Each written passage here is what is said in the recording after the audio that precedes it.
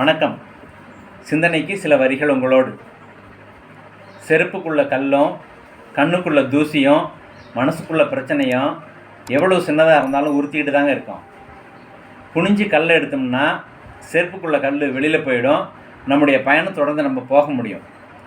கண்ணுக்குள்ள தூசி வர திசையில் இருந்து முகத்தை லேசாக திருப்பினோம்னா தூசி நம்ம விட்டு விலகி போயிடுங்க. மனசுக்குள்ள பிரச்சனையும் அப்படி தாங்க. பிரச்சனையோட ஒரு மனுஷன் ரொம்ப நாள் வாழணும்னா கஷ்டம்தான். அதுக்கு என்ன சார் தீர்வு பண்ணலாம் அப்படின்னா, எனக்கு தெரிஞ்ச 2 வழி உங்களுக்கு சொல்கிறேன் நான். ஒன்று நல்ல ஆலோசகரை நம்ம தேடுவோம். நல்ல ஆலோசகர்னு ஏன் சொல்கிறேன் அப்படின்னா, நம்ம மனசில் இருக்கிறதும் நம்ம பையில் இருக்கிறதும் நம்ம முன்னால் இருக்கிறவங்களுக்கு தெரியக்கூடாதுன்னு சொல்லுவாங்க. ஏன்னா அதில் அவங்களுக்கு என்ன லாபங்கிறத தேடுவாங்களாம். அதனால் நம்ம தேட வேண்டியது ஒரு நல்ல ஆலோசகர். சரி, அதுக்கு வழி இல்லை அப்படின்னா தியானம் பண்ண சொல்லுவாங்க. தியானம் ஏன் பண்ணணுன்னா, தியானம் பண்ணால் நமக்கு சிக்கல் தீர்ந்துருமான்னா ஒரு தெளிவு பிறக்கும். தியானத்தால் நம்ம அடுத்து என்ன செய்ய வேண்டும் என்கிற ஒரு தெளிவு பிறக்கும். அதுக்கு தான் தியானம் பண்ண சொல்லுவாங்க.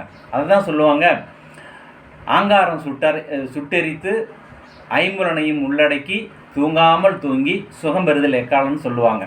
அதற்காக தியானம் பண்ணுன்னா நமக்கு ஒரு தெளிவு கிடைக்கும். அடுத்து இந்த நேர நிர்வாகத்தை பற்றி சொல்லும் பொழுது, நேரத்தை நம்ம மிக சரியாக நிர்வாகம் பண்ண தெரியணும். நமக்கு இருக்கிறது 24 மணி நேரம் மட்டும்தான் ஒரு நாளைக்கு. அந்த 24 மணி நேரத்தை மிக சரியாக நிர்வாகம் பண்ணணும்னா அந்த நேரம் நம்மை சிறந்த சிந்தனையாளராக்கும், நம்மை வளமையானவராக மாற்றும், நம்மை உழைப்பாளியாக மாற்றும், நம்மை சுறுசுறுப்பாக மாற்றும், நம்மை உயர்ந்த இடத்திற்கு கொண்டு செல்லும் என்று சொல்லுவார்கள். அதே போல் இரண்டான சில செய்திகளை உங்களோடு பகிர்ந்து கொள்கின்றேன். வருவதும் போவதும் 2. ஒன்று இன்பமும் துன்பமும். வந்தால் போகாதது 2, புகழும் பழியும். போனால் வராதது 2, போன நேரமும் போன உயிரும். நம்மோடு வருவது 2, நாம் செய்த பாவமும் புண்ணியமும். எல்லோருக்கும் சமமானது 2, பிறப்பும் இறப்பும். தானாக வருவது 2,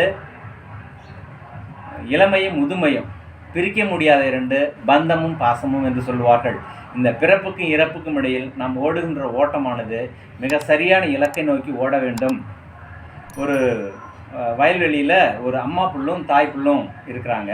அந்த சின்ன புல் அம்மா புல்கிட்ட கேட்குது, அம்மா, இந்த மாலை நேர நீல மேகமானது பார்க்கறதுக்கு ரொம்ப அழகாக இருக்குது, ஆனால் அந்த மழை தரக்கூடிய கார்மேகம் கருப்பாக இருக்குது, பார்க்கவே நல்லா இல்லை அப்படின்னு சொல்லுது. அதுக்கு அந்த அம்மா சொல்லும், அது தன்னுடைய இயல்பில் படைக்கப்பட்டிருக்குது, அதனுடைய இயல்பு அதுதான், அப்படி தான் இருக்கும் அது அப்படின்னு சொல்லிடுவாங்க. சிறிது நேரத்துக்கு பிறகு தண்ணி தாகம் எடுக்குது. அந்த தாகத்தை தீர்க்கறதுக்கு மழையாக பெய்யுது. மழை பெஞ்ச பிறகு 2 பேருமே நிறைய தண்ணி குடிக்கிறாங்க. குடித்து முடித்த பிறகு அந்த அம்மா புல் சொல்லும்,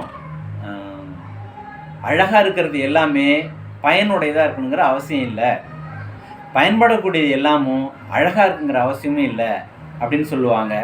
இந்த அடுத்ததாக, தாயோடு அறுசுவை போம், தந்தையோடு கல்வி போம், சேயோடு தான் பெற்ற செல்வம் போம், நேய உற்ற உடன் போம், உடன்பிறப்பால் தோல்வழிப்போம் என்ற சிந்தனைகளோடு நிறைவு செய்கின்றேன். நன்றி.